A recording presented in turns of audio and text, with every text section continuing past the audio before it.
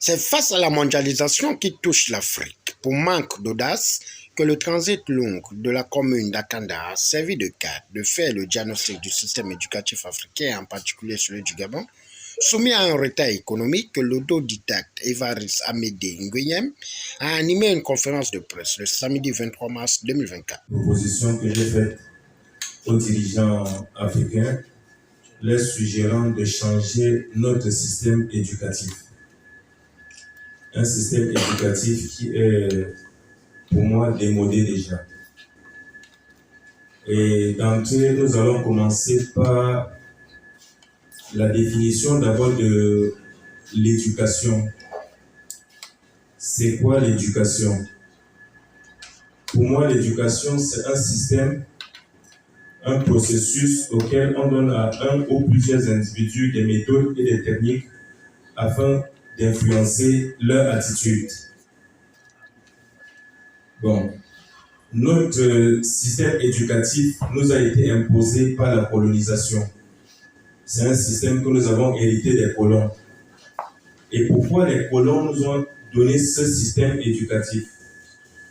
Tout simplement parce qu'ils ont observé que 80% de la matière première qui consiste à fabriquer tout ce qui se trouve sur toute la planète vient de l'Afrique.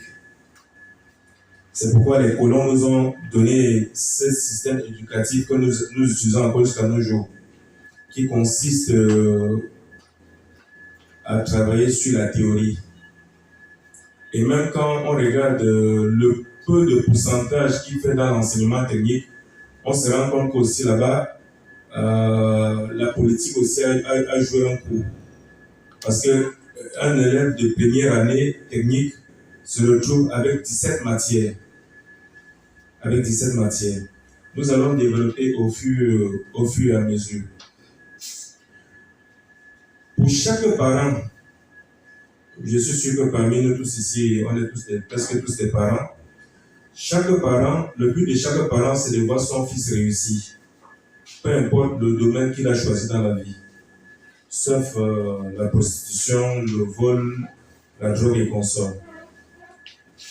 C'est pourquoi les parents se battent pour payer l'école des enfants, qui n'est pas cadeau, qui n'est pas du tout cadeau. Ça coûte excessivement cher.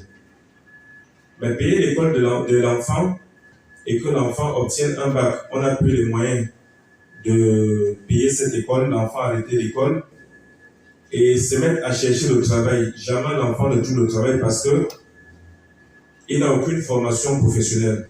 Face aux enjeux de la colonisation, le conférencier, sans langue de bois, avec ferme conviction, n'a pas hésité à tirer à balles réelles l'enseignement général en faisant une virgule sur son ouvrage qui fait la une. Il a passé tout son temps à apprendre la littérature. L'autre sort de l'école avec une licence en philosophie. Même s'il faut le recruter comme enseignant quelque part, il va falloir lui donner encore une formation. Ça veut dire que s'il ne passe pas par une école de formation, malgré sa licence, il va se retrouver dans la liste des chômeurs. Pour les parents, ça fait un mauvais investissement. On a travaillé toute la vie, dépensé autant d'énergie, dépensé autant d'argent, et à la fin, l'enfant vient vous retrouver à la maison pour partager le maigre repas que vous devez partager vos petits-fils.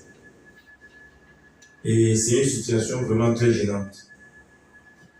Maintenant, quand on regarde les causes, si après 60 ans d'indépendance, soi-disant, nous nous retrouvons encore avec un système éducatif qui ne contribue en rien au développement et à la croissance économique, je dis, nous avons un sérieux problème à résoudre.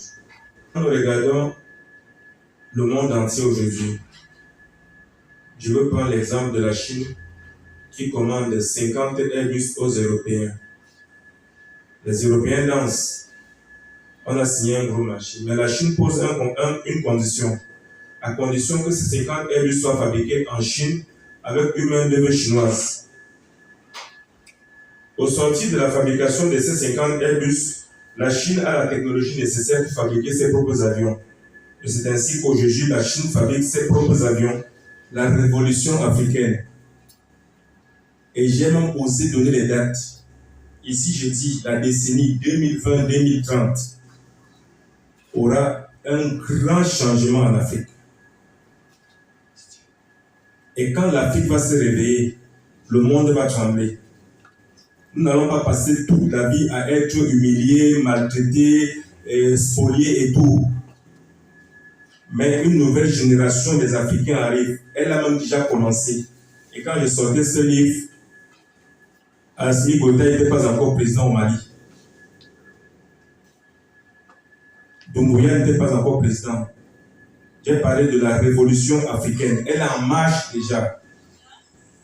Et la plus grosse révolution que nous allons faire sera de changer notre... Essayons.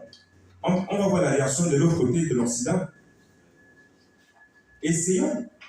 C'est là où ils nous ont... C'est de ce côté-là que l'Occident nous tient encore par les fesses. Notre système éducatif. Eux-mêmes, ils sont conscients. Eux, ils disent aujourd'hui immigration choisie. Même là, ça n'attire pas notre attention. C'est-à-dire, pour aller chez eux, il faut savoir faire quelque chose. Après des échanges interactifs avec la presse et l'assistante, nous notons qu'Évariste Amédée Nguyen est écrivain, fondateur d'une association et conseiller sportif. Son combat est de revaloriser l'enseignement technique au profit de l'enseignement général, qui est un pilier capital de développement d'une nation, vu que la fonction publique est presque saturée. Au finish, c'est dans une ambiance bon enfant que cette conférence a fait tomber son rideau.